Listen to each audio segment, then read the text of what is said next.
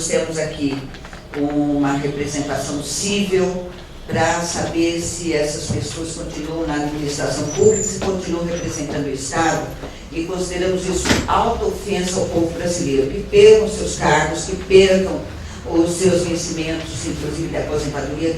Eles não nos representam, não podem representar o Estado brasileiro. Representação criminal, para que eles sejam punidos na forma da lei, porque a tortura é imprescritível. O Brasil é signatário do protocolo contra a tortura e também se trata de sequestro qualificado. Outras ações de outros membros e familiares de presos desaparecidos, mortos, que também nascem com essas ações, porque isso já ocorre em vários países da América Latina, Argentina, Chile, já estão fazendo isso há muito tempo.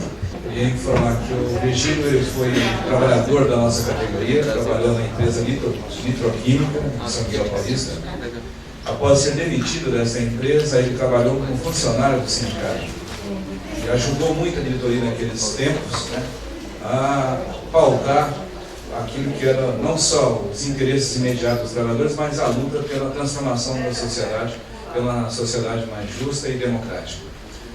Essas são as razões mais do que justas que o sindicato incorporar, subscrever essa ação em apoio e solidariedade à família, né, e em memória a todos os mortos que tombaram na luta pelo Estado melhor.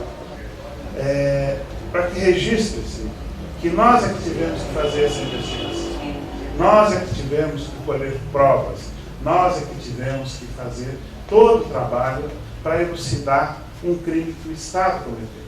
Como o Caco Barcelos, em 1990, ele vai lá para investigar as mortes da Rota, que tem o mesmo modus operandi do doicode, que a Polícia Militar de hoje tem o mesmo da Rota daquela época e do doicode de antigamente, que é a morte, resistência seguida de morte.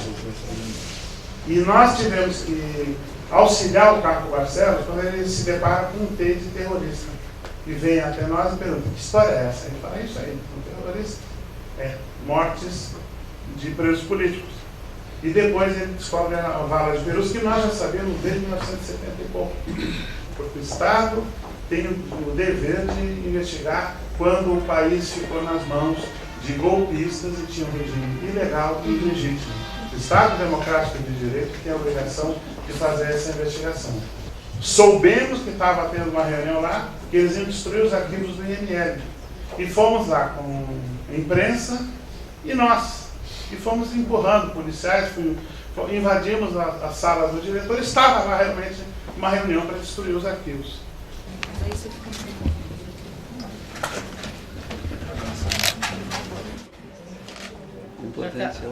Inclusive, a doutora Eugênia, eu acho que além da história dos desaparecidos, a gente vai ter que logo falar a história daqueles que contam a história dos desaparecidos. A gente precisa mudar a nossa mentalidade. Na verdade, se a gente perguntar para, entre aspas, os juristas brasileiros, vai ficar meio a meio. Metade vai dizer que pode, que a gente pode responsabilizar os torturadores, os assassinos, e metade vai dizer que não pode. Vai do Congresso até o Ministério Público, passa pela Justiça, passa pelo Poder Executivo, assim, o que passou, passou.